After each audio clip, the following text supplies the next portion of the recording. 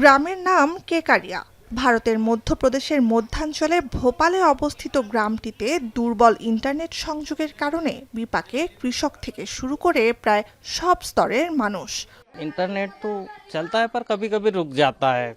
जो इम्पोर्टेंट काम होता है उससे थोड़ी परेशानी आती है। जैसे मान लो किसानों को कुछ सुविधा लेना है, कुछ इंटरनेट देखना है, तो इस बारे में कभी कभी नहीं मिल पाता है। होनी चाहिए सुविधा बढ़िया, तो ग्रामीण क्षेत्र में भी होनी चाहिए। तो आज बाल बच्चे बाहर नहीं बैठेंगे, अंदर बैठ के अपना काम करेंगे। आज के युवा पढ़ाई कर रहे हैं, कुछ भी काम मोबाइल पे ही ज्यादा करके हो रहा है। सरकार भी दबाव दे रही कि मोबाइल पे पढ़ाई करे बाल बच्चे हों। হালনাগাদ তথ্য ও পরিসংখ্যানের উন্মুক্ত অনলাইন ডেটাবেস ওয়ার্ল্ড পপুলেশন রিভিউ-এর 2024 সালের হিসাবে 224টি দেশ ও অঞ্চলের মধ্যে শক্তিশালী ইন্টারনেট সংযোগের তালিকায় বিশ্বের পঞ্চম শীর্ষ অর্থনীতি ভারতের অবস্থান 72তম। দেশটিতে গড় ডাউনলোড স্পিড প্রতি সেকেন্ডে 65 মেগাবাইটের কিছু বেশি। গ্রামাঞ্চলে তো বটেই, এমনকি ভারতের বড় বড় শহরেও বিশেষ করে গণপরিবহনে ইন্টারনেট সংযোগ বেশ দুর্বল। এমন পরিস্থিতিতে মার্কিন ধনকুবের ইলন মাস্কের স্যাটেলাইট ইন্টারনেট কনস্টেলেশন স্টারলিংক ভারতে যাত্রা শুরু করবে বলে আশাবাদী অনেকে। N numbers of issue in network connections. We face the hill stations issue in rural areas and number network connections issues.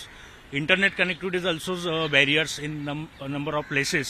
When we traveling in local train in Mumbai, when we traveling in any buses, the barriers of network, internet connectivity disturbs.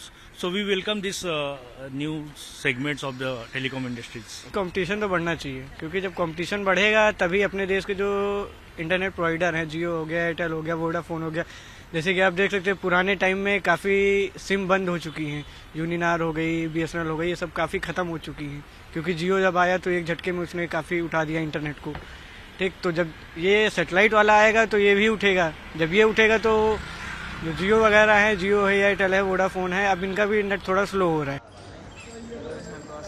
ভারতের বাজারে internet সেবাদানের শীর্ষ telecom প্রতিষ্ঠান Reliance Jio, Bharti Airtel, Vodafone Idea ইত্যাদি। ভারতের শীর্ষ ধনী মুকেশ আম্বানি রিলায়েন্স জিও বাজারে প্রবেশের পর প্রতিযোগিতায় পিছিয়ে পড়ে ইউনিনর, এমনকি রাষ্ট্রীয় মালিকানাধীন BSNL-ও। 150 কোটি জনসংখ্যার দেশ ভারতে ইন্টারনেট ব্যবহারকারীর সংখ্যা 80 কোটির বেশি, তথ্য দেশটির টেলিকম নিয়ন্ত্রণ কর্তৃপক্ষের। গ্রামীণ ভারতে মোট জনগোষ্ঠীর মাত্র 38% মানুষ ইন্টারনেট ব্যবহার করতে পারেন।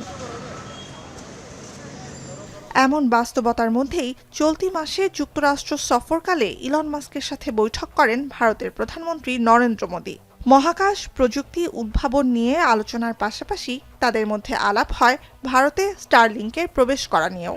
ভারতীয় সংবাদ মাধ্যমগুলোর খবর, শিগগিরই শুরু হবে স্টারলিংকের নতুন এ যাত্রা, অপেক্ষা শুধু চূড়ান্ত সরকারি অনুমোদনের। বিশেষজ্ঞরা বলছেন, ভারতের বাজারে ইন্টারনেট পরিষেবায় ঘাটতি পূরণ হতে পারে স্টারলিংকের হাত ধরেই।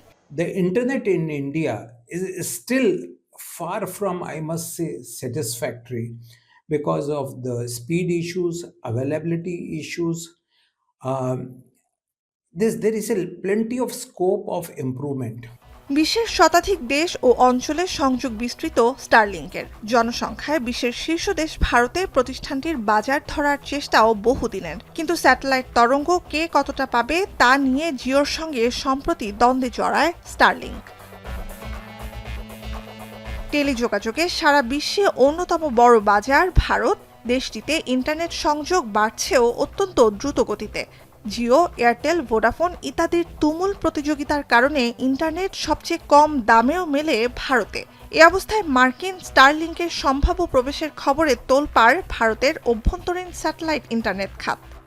Definitely they will, there is a potential for a third party, but I think Elon Musk company can definitely create a space for itself comfortably. দ্রুততম সময় স্টারলিংকের নেটওয়ার্কে বাংলাদেশকেও যুক্ত করতে সাম্প্রতিক যুক্তরাষ্ট্র সফরে ইলন মাস্ককে আমন্ত্রণ জানান অন্তর্বর্তী সরকারের প্রধান উপদেষ্টা ডক্টর মোহাম্মদ ইউনূসও। নুজহাত কামাল, এখন বিশ্ব।